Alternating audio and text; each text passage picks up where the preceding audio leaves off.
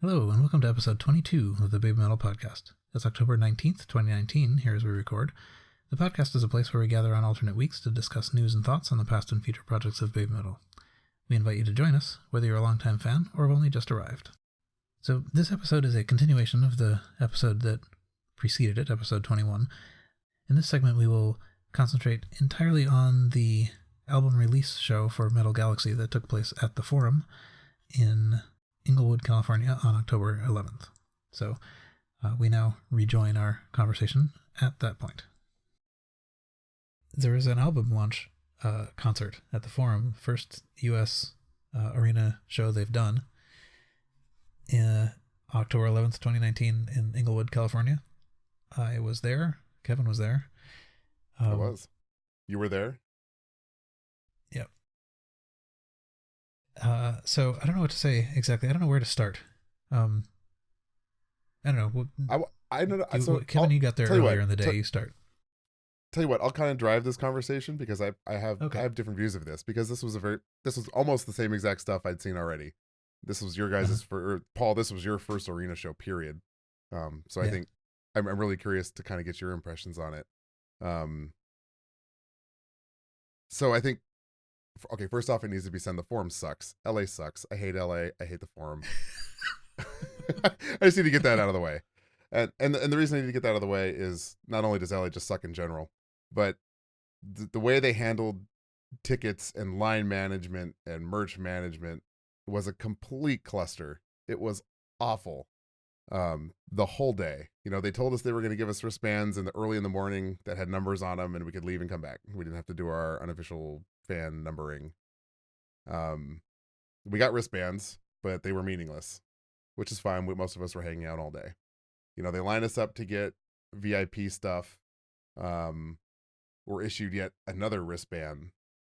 Several of us didn't get the correct laminate because they didn't understand there were multiple levels of VIP. Somewhere in the process, they started marking VIP ones, the chosen one VIPs, with just a ballpoint pen, putting an X on people's hands. And the first 20 or so people, myself included, didn't have that X. So when it was time to go in, they were like, "You don't have an X. Why don't you have an X? I don't understand. Are you trying to cheat?" Yeah. They tried to line us up to go get early merch, but it wasn't for VIP. It was for everybody. You just had to get in line to get the merch outside the venue before the venue opened. Even though they told us that was for VIP, so that turned into a mess. The whole thing was just a bungle. They had no idea what they were doing. It was pretty clear that everybody had a different interpretation of what they were supposed to do. So the poor people who were trying to manage it and run it just made it up as they went along. Yeah. So that's my rant about the Forum. Yeah, and I didn't see it as negatively, but it was definitely, there were definitely, like, all the different staff people that were trying to direct stuff didn't communicate with each other. And I really think that they, Wonderful Union or whoever it is that's responsible for this really needed to get in closer touch with the Forum themselves. Because they really didn't understand what was happening. People were explaining it to them, and they try. The thing is that at least the people that I interacted with seemed to be trying. What was the guy's name? There was some very enthusiastic guy who was giving out numbers for a while, and who was was attempting to explain this and heard everybody properly. Yeah, I know who you're talking about. If it wasn't for the fans, it would have been a complete disaster. It would have been just a disaster, and there's no other word. The merch thing was very weird because it was very okay. So inside they had sort of like a VIP only merch stand. Outside, earlier in the day, there were two different non-VIP only merch like trucks, and well, at least so the earliest option was at 3 p.m.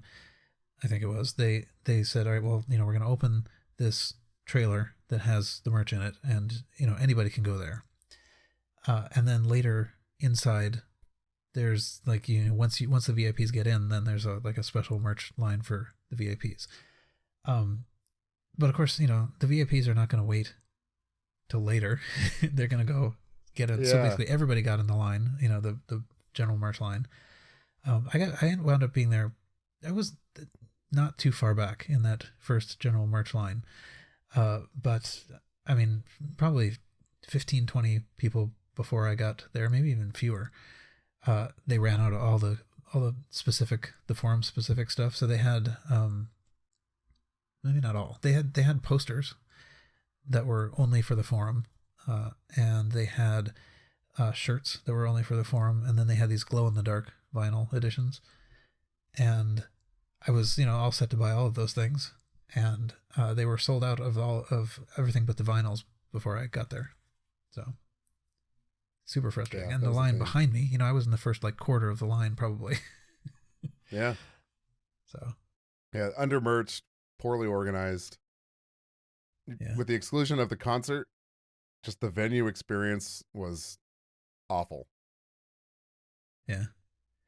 You know, actually, what was extra dumb was that, you know, they ran out of the stuff at the merch trailer, and so, you know, I got what I got my the records.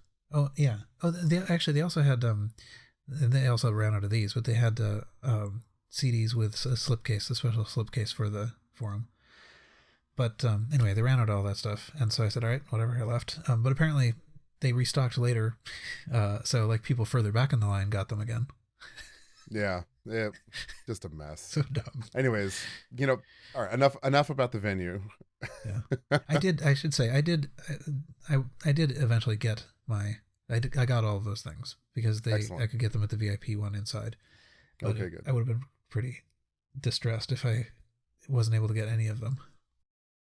So Paul, yeah, what ticket did you have? Where did you end up in the venue? What was your first arena baby metal experience like?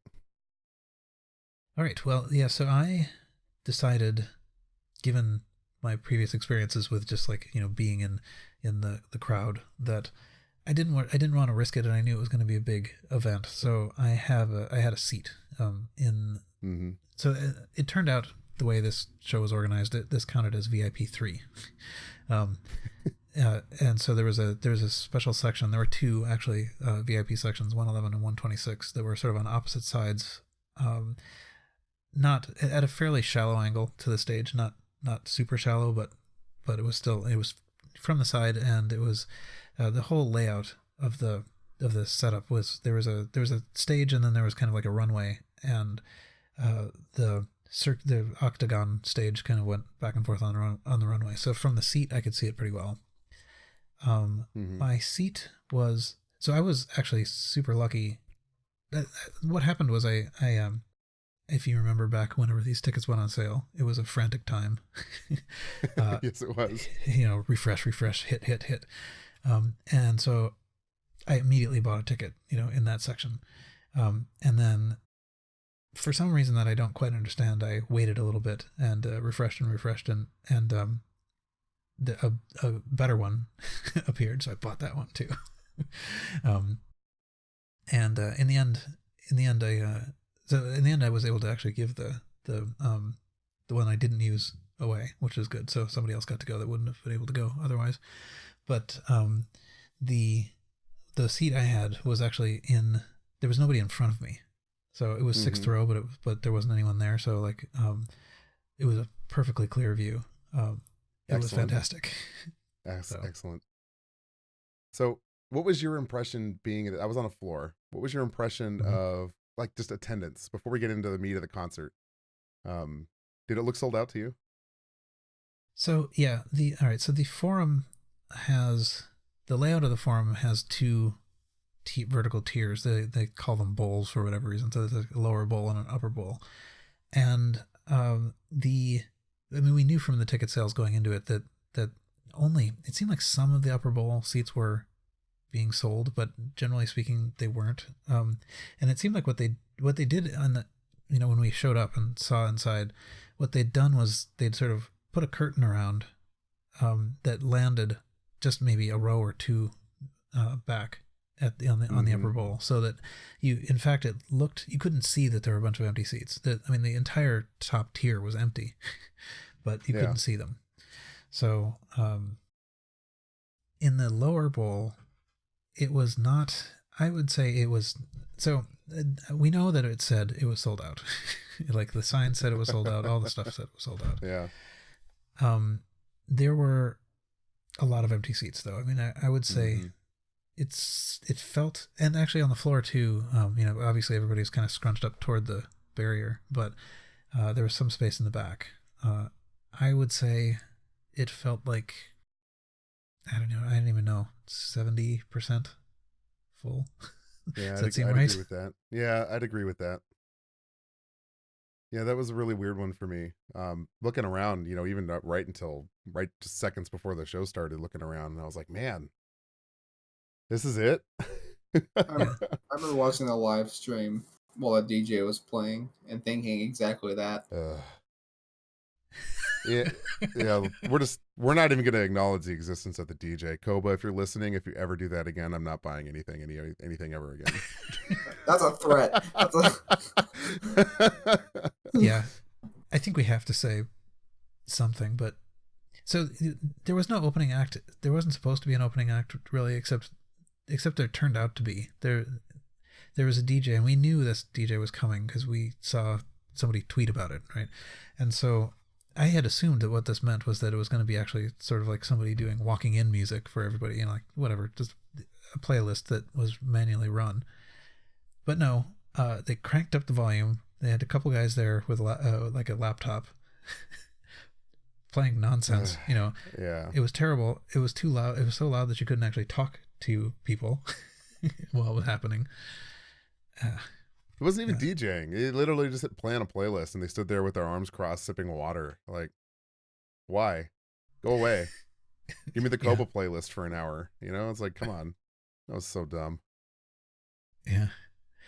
It was frustrating because I actually, I went by myself, but, so at least my seat was alone, but I was, sort of talking to my neighbor who'd been there, who went to the Palladium show and, wasn't a super fan, but still pretty into it. And, then the DJ comes and I can't even talk anymore now. Just have to sit and I put my earplugs in. I had to put my earplugs in. Yeah. Awful. Anyways, enough of that nonsense. Yeah. What was your impressions of experiencing a Baby Metal arena show? What's the first thing that comes to mind compared to maybe what you saw earlier in the tour or years past? Well, I mean, I feel like in a sense, I kind of knew what to expect because, we've been watching all these and I've seen, at least fan cams of the Yokohama and Nagoya shows and stuff. But it was really cool to see it all right there. I mean, like, it's, and yeah, also it is a little bit kind of cool to see behind the scenes a bit. So sure. There's like when the octo stage is being moved out, there's like people walking around underneath trying to make sure it doesn't get caught on stuff and things and pushing it. No, go ahead. So in all of these shows that you see on the Blu-rays and stuff, there's, it's supposed to be like a metal show, right? And so there's pyrotechnics. But, when you're watching the Blu-ray, you don't realize like just how hot that fire is. Yeah. It's real fire. Yeah. It's not CG. So, I mean, I wasn't expecting it, but the place, it got warm, like in pulses when the fire went off. Oh yeah. So that was I thought that was pretty cool. But yeah, I mean, it was astounding. It was wonderful. I am not confident I remember all of it, but so it goes I'm by really so looking forward fast. to It's the just Blu-ray. a blur. Yeah, it's just a blur. It's so hard to take all. It's a sensory overload for the hour and 20 minutes or whatever it was, right? Oh yeah. The screen was fantastic, and it was gigantic. That is the biggest they screen used I it have well. ever seen at a concert. Yeah. It was spectacularly huge. And I'm not exaggerating when I say there was probably 100-foot tall girls on that freaking screen. It was huge. Yeah, and I mean, like the screens that I had seen on their tour, and like I'm not sure actually. I don't know if they brought their screens or whether they just used the venues. I kind of assumed that they brought their screen just because they needed it everywhere. No, But that's built in. I mean, the Forum doesn't have a screen like that. I'm sure it's a basketball arena by design that doesn't do basketball anymore. So that's all load in from a special effects company and production company and stuff. oh yeah, what I meant though was for like the Seattle show and the Boston show and stuff like that. I'm wondering if Oh that's there yeah, on yeah. screen. Oh, certainly. Um, because that is actually the screen that they had at those little shows is actually kind of low res. I mean, like it wasn't as impressive as I thought it was going to be. Well, so the way those things work is they're 12-inch by 12-inch LED panels I see. that, Okay. that get assembled and wired together so they can be infinitely scalable. So yeah, they're not super high quality and they're not meant to be, but they look great from far away, which is what they're for. Mm-hmm. Yeah, but the seeing they had done well. I mean, I guess we'll talk a little bit about the actual show stuff, but the seeing Future Metal, seeing the intro movie, and then all of the effects behind the stuff, the show, the songs themselves, it's really quite amazing. Yeah, they really upped the visual effects for this one, and that's what really stood out to me. So where were you? You were somewhere on the barrier. I was at the very end of the stage track, I guess you could say. So dead on. Dead on. And that was by design. We were talking about it on and off all day. We were thinking, well, we know that there's a runway of some kind, and I had suggested, well, it's probably, if I had to guess, it was going to be the same exact setup as it was in Japan. And obviously, we learned later that I was right. They just didn't have the spaceship thing and the Legend M specific butterfly screen thing. Right. But the stage setup was the same. So we were thinking, well, we remember from Japan that they spent more than 50% of the concert in the middle or at the end of the runway. So we figured that would be a pretty good spot. So that's where we went, the end of the track at the very end of the runway thing. Well, and I think actually a lot of the screen visuals were designed to be viewed from there, so so that was a pretty good spot to be for like photography as well. Yeah, it was really great. Megitsune was the highlight for sure because they were at the very end and the stage was all the way down. I will say though that it didn't spend as much time forward as it did in Japan, so that kind of sucked. We were kind of far away for a lot of that. And when the stage was all the way forward and all the way up, you could see like foreheads occasionally when they were jumping, and that was about it. Yeah, I think Shanti Shanti Shanti was one where they went quite high. Like they elevated the stage pretty high. Yeah. But yeah, it was still really cool. And we were about 6 feet from one of those flame fire launchers, and I'm pretty sure I'm still missing hair on my forearms from that. That's amazing. Yeah. I mean, there's absolutely no reason why I would be surprised by that, but I was still surprised when suddenly it got hot. Yeah. That was really cool. What did you, so I guess let's dive into the meat of the concert. I'll say right off the bat that I now have an appreciation for Future Metal that I didn't previously, because they played the whole thing, and the video they played with it was different and was probably the coolest piece of VFX and media they've put out to date. Yeah, it was really nice. Well, so there's a little bit of a preceding video as well. So it started with something that said, I think it was like, gave the episode number. What are we on? Is 8. It's still 8? We aren't. I think we're still on 8. Okay. And a little bit of Sue narration that ended with this beautiful thing that said, don't think, feel. Yeah. And then the very next beat, right in the Future Metal. That was so cool. Yeah. It was beautiful. But the movie that led into it was really nice. They had a couple of like a red and blue, meteor or something coming at each other and then impacting. And then, there's a little narration thing. And then right into Future Metal, and it was great. The I think it was in Future Metal, the end of it, they did this sort of, you know, graphic of like constructing Yeah. Suenmoa, that it sort of mimics the Sun and Moon covers. Yeah, that was really that was emotional for me. That was really cool. That whole sequence. They were, you know, you see their silhouettes flying in that, I don't even know what that shape, the freaking lamp ship thing. Yeah, flying through the galaxy, you know, and then you end up inside the thing, and they're on these like transporter pads from Star Trek, and they get built from the ground up. Uh-huh. With their faces being the Sun and Moon album art covers, basically. Yeah. That was just really cool. And then into the laser build out of the 3D logo. That was the coolest thing. I was not expecting that. I wasn't either, and it was incredibly impressive. And I hope video does it justice. Yeah, I mean, I've seen some fan cams that try to capture it, but essentially what they did was they had an array of lasers in the back that was sort of like constructing the BABYMETAL logo, and I think it was coordinated with the screen so that it appeared like the lasers were actually like building it, and and it persisted. Yep. But I mean, there was enough sort of like cloudy, you know, mist in the air or whatever that you could see the lasers, and it was a really, really cool effect. So yeah, what a cool way to start the concert. Like that was so much cooler than the way they use Future Metal as kind of the interlude to catch a break in the middle of their regular headline tour.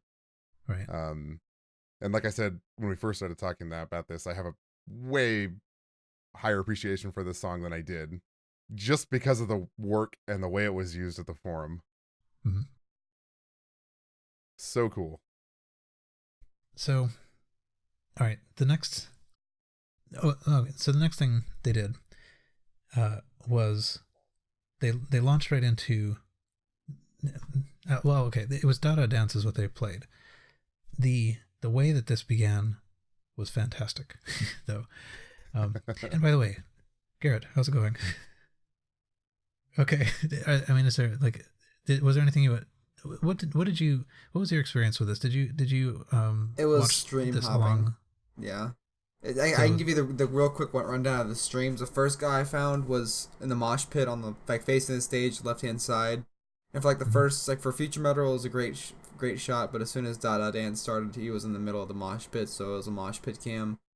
Uh-huh. And then eventually we migrated to Facebook, and then they kept getting taken down. And eventually just bounced back and forth between two people. Like it was a good show. Like I mean, I had a good point of view. I would have much rather been there, but. Right. I mean, okay, but Future Metal was great. Like I appreciate that song as it is, and I have more to say about that whenever we break down the album a little bit more. Mm-hmm. But I feel like the transition from Future Metal to Dada Dance was pretty sweet. But I don't think I got the full effect as you guys got being there. Yeah, well, so and I don't know how I'm not sure how it would have looked from the pit actually. Because the stage might have obscured this, but so it's possible I got the best. Well, I may have gotten the best view of this, although I got possibly too good of a view of it, in a way. But so what actually happened? I assume people are kind of familiar with Dada Dance at this point. But what actually happened was, you know, Future Metal ended, and then they did a sort of a lead-in to Dada Dance, which essentially they kind of like started the beginning of it, and then went quiet, and then, you know, went loud and went quiet and went loud. You know, there's just sort of like an intro bit. But so it involves like loudness and then a quiet part where they have like shown sort of like quiet blue lights out, so you couldn't really see what was going on. But the effect that they managed was that when everything was lit and it was loud, they were standing there stationary. And then, you know, then it would go into this quiet part, and then it would be lit again, and they would have teleported to another place where they were standing stationary. It was just the coolest effect. They were like, they weren't there, and then they were there, and then they were closer, and then they were on the stage. Yeah. And I just was blown away by that. What I was thinking about the reason I said I could see almost too well is that I could see them come up. You know, like I could see the hole in the stage where they came up crouched down, and I could see them walk to the next spot.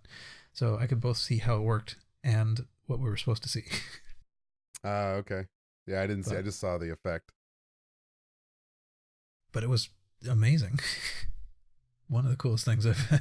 I mean, like, it's just such a good idea. Hope they repeat it. Yeah. It really makes you appreciate the attention to detail that goes into putting on these shows. Yeah. So I think it's going to be. I think that's going to look great on the Blu-ray because they'll hide the behind the scenes part and you'll just see them teleport in. Yeah, and I mean, you know, so Dada Dance they played, and you know, we'll talk probably about it in general, but that was the debut of the song. Momoko was the Avenger, and it launched it perfectly. I think it is such an energetic song. Yeah, I remember when we first got our hands on this, there were a lot of people. I still think they really like that song. If I'm honest, I think that was kind of at least the opinion I was getting, and in my circle of people I was paying attention to. And I was like, "You watch, they're gonna play that live, and it's gonna be a banger." And I think I was right.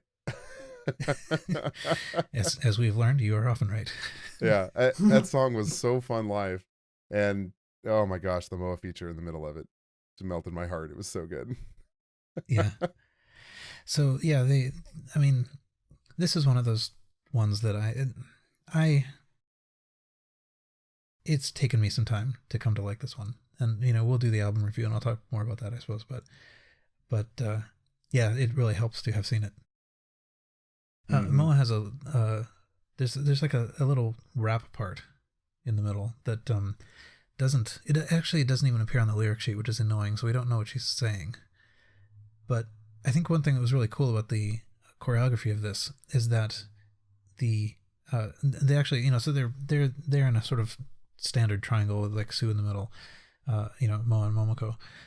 But when it came to be that part, they rotated it around so that Moa was actually in the middle, in the front. You know? Yeah.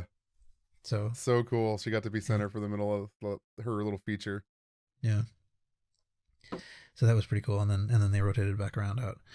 But yeah. Anyway, that was definitely the highlight of that. So they started off, debuted, you know, a new song. Actually, that's the album order too. Actually, Future Metal, and then Dada Dance. Yes. So. And then everything else was the same. Well, until the end. Yeah. So I mean, go ahead. I don't know if you guys want to go through the set list, but like it was the same. But I was gonna bring up towards the end. I didn't want to jump too far ahead here, but towards the end, like I think they kind of fooled everybody. I remember watching the fan cams and watching people leave after the lights went out, and I'm sitting here like, okay, they haven't played Shine or Arcadia yet. They got to come back out and do that. And that's what kind of everybody else was kind of agreeing with. But we kept seeing people get up and leave. I'm like, what are you guys doing? Joe was going to say general concert advice: if the house lights aren't on, don't leave. Yeah, exactly. Right. If several thousand people are chanting one more song, good bet is to stay put, just in case. You never know. So I mean, I have, I think almost never, you know, at least in professional concerts, believed that anyone is doing anything in this. You know, like it's just a little play that everybody plays with encores. Oh yeah. You know, so absolutely. So they know they're coming back out. They're just, you know, and you're supposed to do the chanting part. And, you know, if you just get tired and stop chanting, they're going to come back out anyway. Yes. Yes, they are. But yeah, I mean, like here, it's true that they really don't do encores, but it's also true that they, you know, there's no way they were done. The lights were off, you know. And I mean, for me, I wouldn't have even thought of leaving because I would have assumed at least there was going to be a lore outro, you know? Yeah, I remember seeing that in the chat too. Everybody was saying there was no lore outro. It can't be over. It's the lights. If the house lights aren't on, the show is not over. Yeah. Just remember that. But okay, so the maybe to run through the set list quickly, just in case there's something that we're reminded of. Magitsune was next. So, you know, like after starting off with the new album, they went to some old stuff. I do want to say uh-huh. during Make It Today, during the call and response, Uh-huh. Dada Dance's choreography is so insane. All three girls had the most messed up hair I have ever seen any of them have. Go Cool. find pictures of Sue's hair in particular. The antennae are back and they're not supposed to be. She looks like she just got out of bed. Like hair everywhere. It's fantastic. Go find a picture. That's funny. Yeah. Actually, I remember, this is sort of off topic and I don't remember which song this was for. But as the stage kind of like progressed through on the track, you could see, in some fan cams, you could see them like drinking out of the little water, like sipping out of the little water things and stuff that were on the stage with them. Like you can see little bits of like, behind the scenes things. I think the thing I'm thinking of may have been with Papaya, but it doesn't matter. Okay, Shanty Shanty Shanty was next, and in that one, it was what you would have expected it to be like, with very impressive screen. They were very high on that one. That's what I recall. So, Kevin, you probably didn't see them very well, I guess. No, I did not. Yeah. And then Elevator Girl. Actually, some of these times I barely remember what was happening on the screen in Elevator Girl. Like I would forget to look at the screen. Same effect they did on the smaller shows. Yeah. Actually, that's an interesting question. I don't remember. Did they do live effects or did they replay what they've been using on tour? And did Kano make an appearance? I don't remember. I actually also don't know. I want to say they played rerun footage, but didn't show Kano. I could be wrong. Don't quote me on that. Okay. Okay. Yeah. I was watching through a secondhand camera. Yeah, I mean, so the angle that I was at made it actually a little bit hard to see both them and the screen at the same time, and I'd much rather be looking at them. Yes, absolutely. Oh, and actually the other thing too is that, so there was the huge screen, but on flanking the huge screen on either side was like large but not huge screen that wasn't showing the same stuff. I mean, so that the littler screens were, they were sort of like the cameras you would expect to find, like what Wawa would broadcast or whatever, right? So the big screen in the back was actually doing like the big screen show stuff, but the little screens were there if you couldn't see what was happening and wanted to see like a close-up camera thing. And I also kept forgetting to look at those. Those were also interesting, but so another thing I will be looking forward to when I see the pro shot. But okay, so then they moved to Kagero, and this was interesting. Should announce before you get too far ahead. It was Momoko for Dada Dance, Megatsune, Shanty, Shanty, Shanty, and Elevator Girl. And then exactly going into Kagero was Riho. Yep. Was that what you were going to say? As it happens, yes, but that's fine. I apologize. No, it doesn't matter. I mean, that's cool though, right? I mean, like, oh yeah, I remember seeing the Discord just blow up. Yeah, because everybody at that point was confirmed. Oh, it's Momoko, and then out of nowhere, Kagero comes out, and you see Riho there. I'm like, okay. Yeah, and of course, a lot of people thought that Kano was going to be there for this. A lot of people were sure that she couldn't possibly be, and whatever. But anyway, so I know for me, I was looking at this and like for a little bit, I was just doubting myself. I'm like, wait, was I wrong?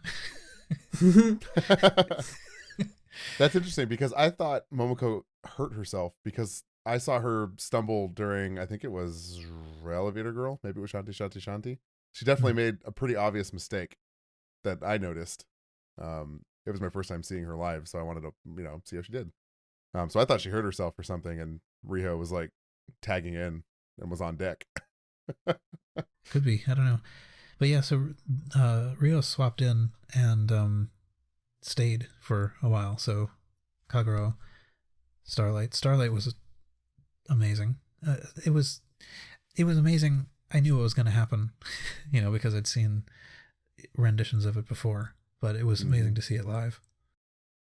Starlight with the lasers is Yeah. really special, and the effects. Yeah, so they did the same thing that we've seen happen before, where they sort of like they fill the space with sort of like smoke, and then or mist or whatever it is, and then have flat lasers. So it's giving you this like cross section of the smoke flowing, and it's really something. And they have a really nice intro to it that, of course, isn't on any studio recording. Yep. So, right. Then Give Me Chocolate. Which was, as it was Give Me Chocolate. And then Papaya. And that was cool to see. It was cool to see it just happen in real time, and everybody doing everyone doing a the very thing. large number of people had the towels. Excellent. So the towels, I don't know. I don't know who made them, but someone was distributing yellow Papaya towels both at New York and then at LA. I was not fortunate enough to get one, but a lot of people had them. I forget his name. I just want to mention that he didn't have those made. He handmade every single one. Jeez, that's a lot. For both shows. Yeah, I saw them a little bit. I saw those at the Kansas City show. I don't know if they're the same ones he made, but Mike the Vike. Okay. Mike. Well, they were beautiful, and things are all getting jumbled up, but we did, after the forum happened, the official accounts, the social media accounts, did tweet various things that actually showed footage from it. Various points, and those towels, you can see them. Those towels are going to be in the pro shot, and so that's really quite cool. I had a Sakura Gakuin towel, courtesy of yes, you did. You. Well, I was just one of the distributors of the SG towel. I didn't actually make and donate them. Right, I think Renee had them, right? Renee did them. But I'm pleased to have it, and that was the thing I was swinging during the song. Excellent. So can always use more pink. That's right. But it was impressive in the way you'd expect. It was the whole crowd was swinging things around. It's going to look good on the pro shot. Okay, and then let's see. So then, when that was done, we got back to Momoko and Distortion. Can't think of anything in particular about that. I guess there was a lot of people sung along, as they fairly well. As you do. It's funny how little I remember this. I can't wait to the pro shot. But and then Karate, and then Headbanger, and then Road of Resistance, and that I think Road of Resistance, there was quite a lot of singing along, which that worked out well. That song is exhausting with this particular stage layout because they start at the back and they push the dang thing all the way to the front when you're supposed to sing. Yeah, I did sort of feel like I was running out of energy. Your voice just gets demolished during that. But so yeah, and Road of Resistance is that's a song that they have been ending on, so it is not ridiculous to think that they would have ended on that, except for that this is the forum. They can't possibly have only played one song that was new. So, but yeah, so it did get dark at that point after this was over, and I was sitting there waiting for a lore video to start, but instead, what ended up happening is that they started Shine, and so let's see what to say about that. That was, of course, it was very cool.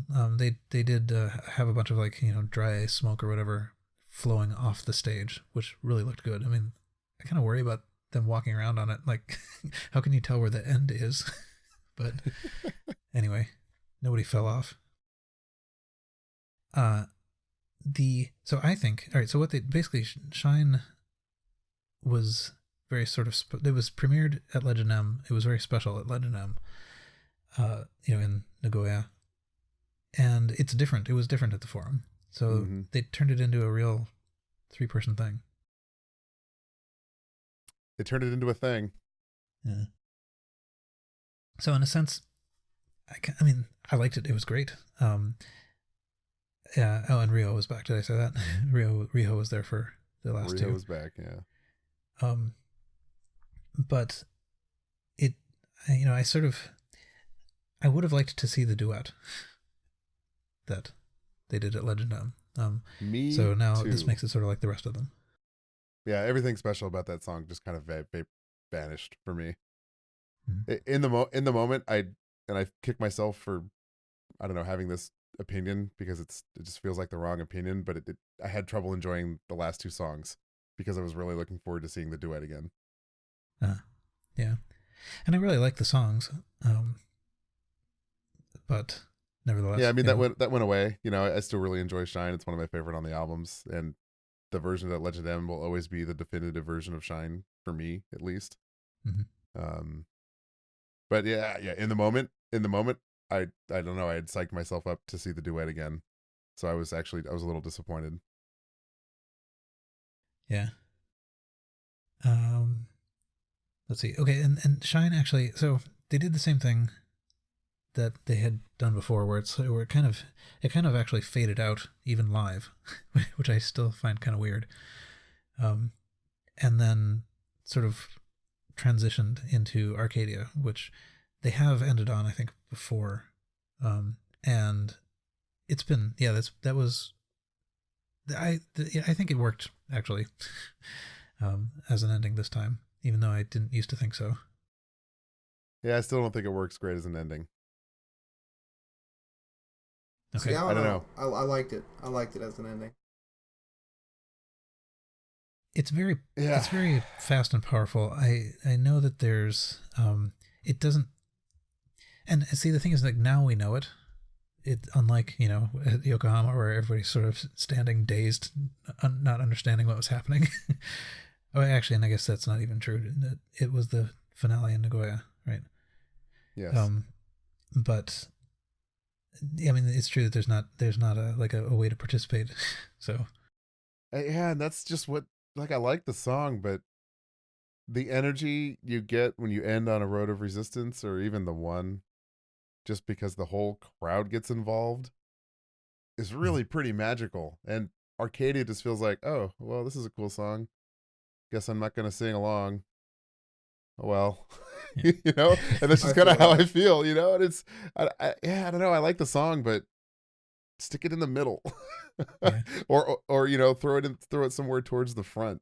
I don't know, it's missing. It's cool. It's a Road of Resistance for this album, and I can talk about that more when we actually do our album review, but it's missing the audience part, which for the last 10 years I think has been a really important and iconic thing that BABYMETAL has done in their concerts that not a lot of other groups that are exposed to the West do. The participation part. Exactly. Yeah. Yeah. I mean, and there, I felt like there was a fair amount of participating throughout the show, but yeah. Yeah, and then they ended with a startling explosion. I remember that. And then they were out. And they're out. And then the house lights came on, and that's how you know that the show was over. Yeah, and then it's over. Right. Just to be clear. So yeah, I think that was pretty impressive. What would you say as a first-time arena goer to people that have never been to a BABYMETAL arena show? Oh, I would definitely go. I feel like I almost had my experience is not necessarily representative of most of the people in there because I had such a good spot. Sure. But it is set up. I mean, it was set up in such a way. Oh yeah, this reminds me of something else I was going to say. So, when you're where we were, particularly where I was, I guess, and you sort of watch what's happening on the stage and watch what's happening on the what the Kami band's doing and what's happening on the Octo stage thing, there's a weird delay when you look at the screen behind it. It's like everything on the screen is happening like a little bit late compared to what's happening in front of you. But when I looked at fan cams from further away, it's clear why they did that. Because it was perfect. It was perfectly timed if you were across the arena, because of course the sound takes longer to get there. Yep.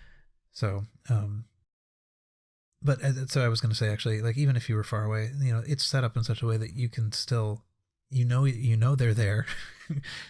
Yes. This place actually wasn't as big as I thought it was going to be, really, too. So, I think even if you were,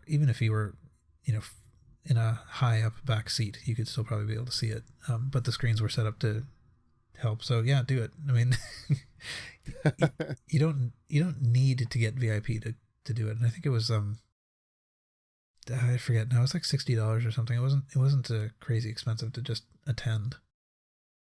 So yeah, well, good stuff. Yeah, flying there, of course, was non-trivial. Well, sure. If you can get there, do it. It's definitely worth seeing the full shebang, and I'm glad you got to experience that.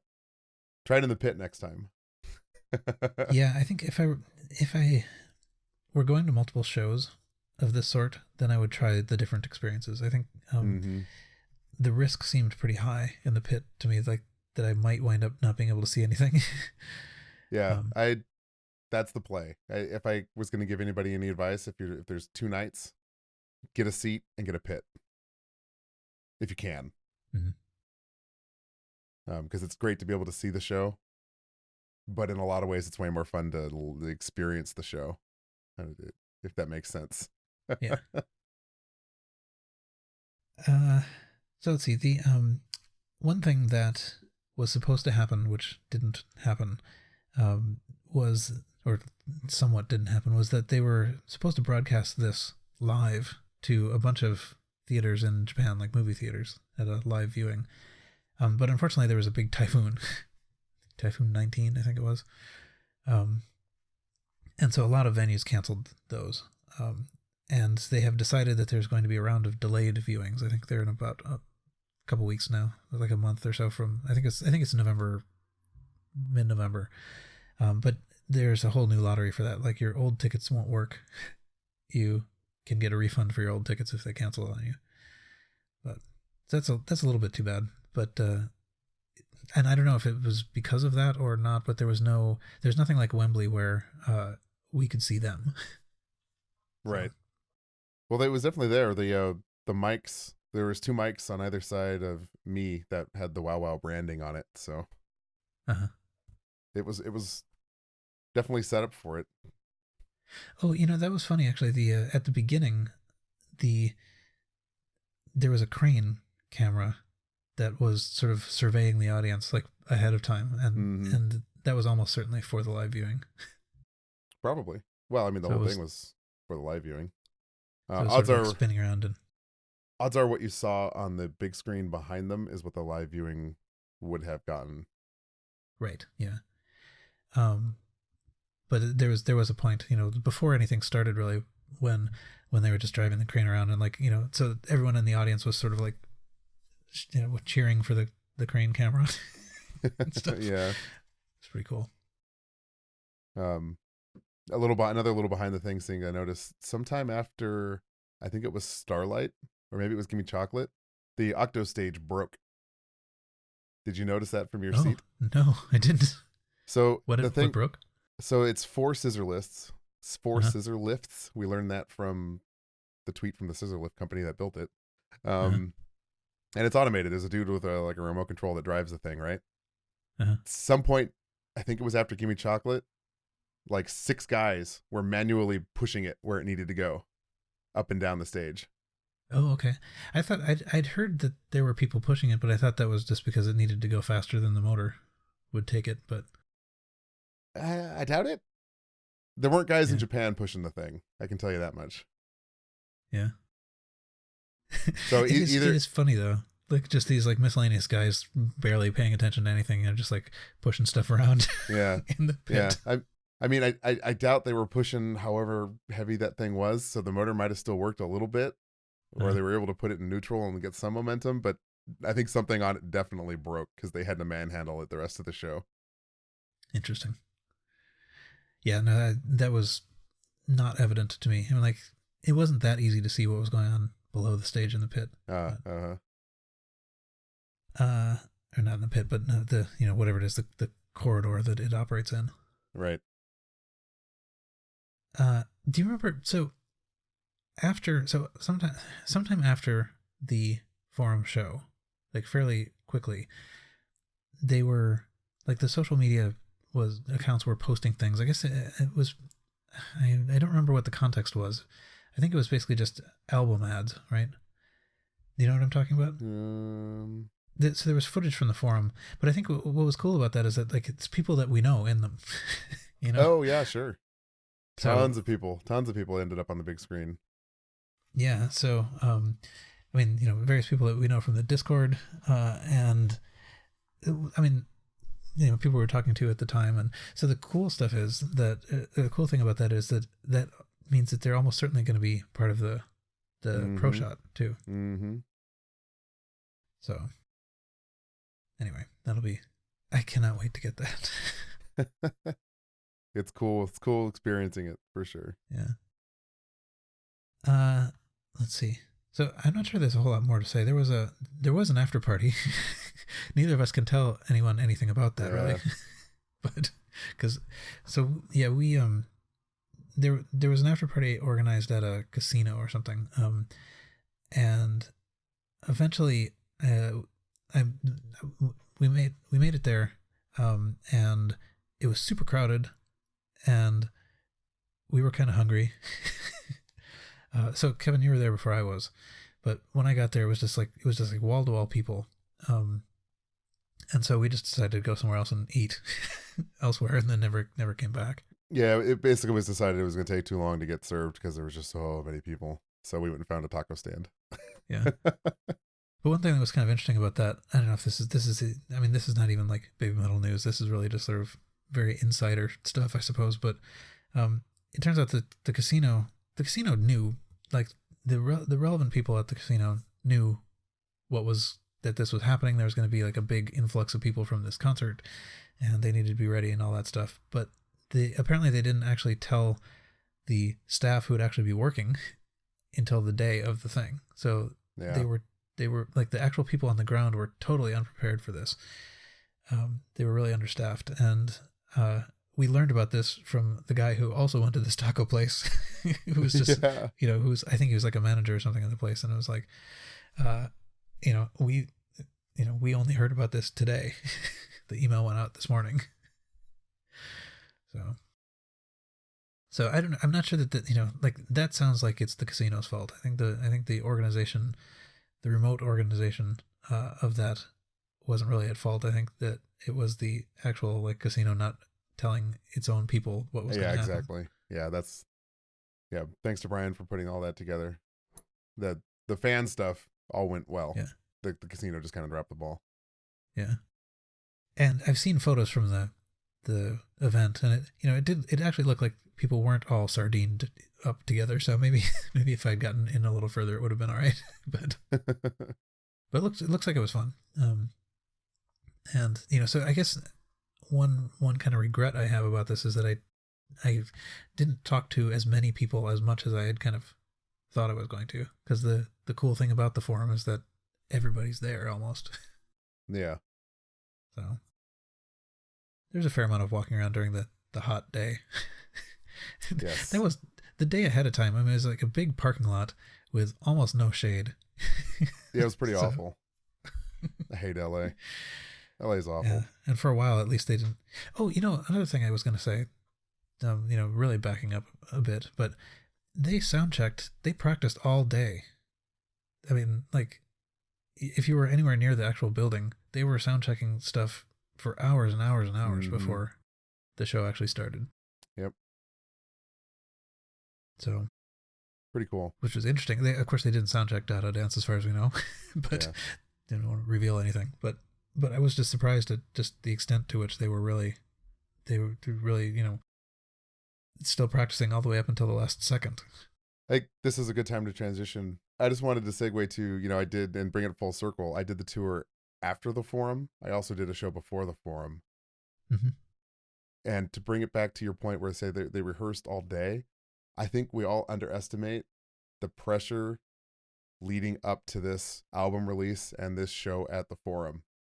I think the relief and the change in tone from what I saw in San Francisco to Aftershock Portland and Seattle was an almost night and day. Uh-huh. You could tell that, you could feel that there was a huge sense of relief that the forum and the album drop had happened and it was successful, that they had been working to that point this whole tour, and everything after that would just be cake. You could see that on all three of the girls, the Kami, you could feel it in their energy. And I think it's worth mentioning and reminding people just the amount of work and the things they do to put on these shows for us and the pressure they put on themselves. Yeah, no, it's hard. Like they could make things easier for themselves and don't. Yeah, absolutely. So, but yeah, I certainly noticed that in what I could see of the Seattle show. That they were just goofing around. Yeah. Oh yeah. Yeah. It was like that. It was like that in Portland. It was like that even in Sacramento. So I think that just speaks volume to how much pressure they put on themselves and the sense of relief probably that the forum was done and it was good and it was successful. Yeah. You can see that in their performance. I think Mo was especially bouncy and spinny, and all of them were. It was fun. It was crazy. It was a whole different energy. Yeah. There was also a kind of a cool I think it was a tweet. Someone was near the mixing area at the forum and caught, after the show was over, Kobo walking around and like thanking everybody. Yeah. And he was very happy. He's like walking around on the table. Yeah, shaking everybody. He shook everybody's hand back at the soundboard. Yeah. I thought that was cool. So I'm sure, even if the stage did stop working, he was pretty happy with it overall. Mm-hmm. So yeah. Anyway, it's a little hard to digest the fact that it's done now. I really had felt like that was my own kind of focus for the future as well for a long time, and now it is no longer in the future. We'll see you in Japan in 2020. Yeah. Yeah, I'm still thinking about that. Just do it. Just do it. Mm-hmm. Just do it. Yeah. Don't think, just do it. Yeah. Yeah, the thing at the beginning where they said, don't think, feel. Do it. I do kind of feel like they have got to be relatively aware of like what we all talk about and how, this like no thinking, just buying stuff maybe is a meme of a sort. And it really actually, that came from something that Sue said before, which was quite hilarious. It was, they said, and I forget it was something like, can you sum up the like Baby Metal in one word? And then what Sue came up with was no thinking, just feeling. It's like, all right, close enough, I guess. Yeah. Anyway. Well, that was a lot. Yeah. Here we are at 2 hours. If you've made it this far, thank you. Yeah. Jeez. So what we were thinking, actually, I was thinking erroneously before we came into this that we would do all of that and then also talk about the album track by track. That is obviously not going to happen today, but that is what I think we're going to do for the next 1 or 2 episodes. Probably is kind of like go through Metal Galaxy itself while we're in something of a low news time, we expect, to just talk about the individual tracks and various things about them. There are many things about each of them that deserve discussion. And actually on the subreddit, the Baby Metal subreddit, they've been doing like daily, every day there's been a kind of like a thread discussing each of these tracks. I forget how far along we are. I think we're, nearing halfway through, but there's a lot. I have a lot to say about a lot of these things, as do both of you, I'm sure. Oh yeah. So, one thing I will say though, obviously, I think probably anyone listening to this knows this already, but get the Japanese version. Yeah. Just do it. It is absolutely like the things you get out of that. First of all, you get a better version of Elevator Girl, I will say, but you also get the 2 songs that are Japanese exclusives, and they are both absolutely worth getting. So yeah, definitely. Okay, maybe that's enough. So, is there anything else that we want to get in here? I have one more thing. Okay. So in Portland, for the very first time, somebody I didn't know, had never met, and I didn't know existed, even talking to them on Discord or Reddit or things like that, recognized me from the podcast, and I told him I'd give him a shout out.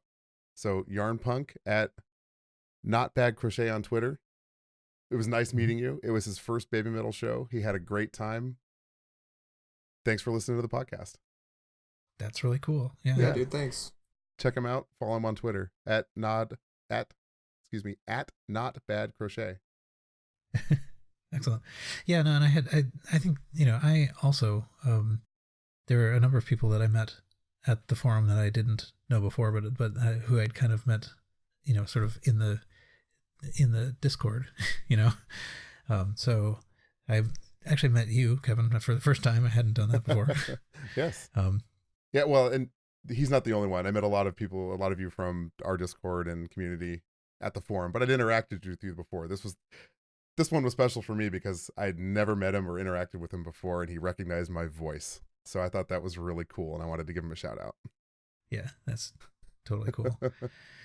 But but I would like to mention at least that I met John Metal 35 from the Discord here. I met Metal Incarnate, with who has often brought in useful stuff in the chat that we mentioned. It was, let's see, who else did I Avenging I met. There's a bunch of people that Yep. It was really cool to talk to. Many other people I would like to talk to. Oh, Nemo, yes, Nemo, who is now famous from all the pro shots. I don't know. It was funny actually. Nemo was in a basically, I guess, just the designated crowd camera position or whatever, but somehow he managed. He was right at the barrier, and he's kind of distinctive looking enough that the camera just went right to him. So Yep. It's been interesting hearing. It's for people who don't know who I'm talking about. It's this is a person who's often in the Discord talking, and so it was pretty cool that somebody that we sort of know is right there and is clearly going to be featured prominently. Yeah. Pro shots. Very cool. So yeah, if you find us at a show or recognize our voices, come say hi. Next time I'm going to have merch.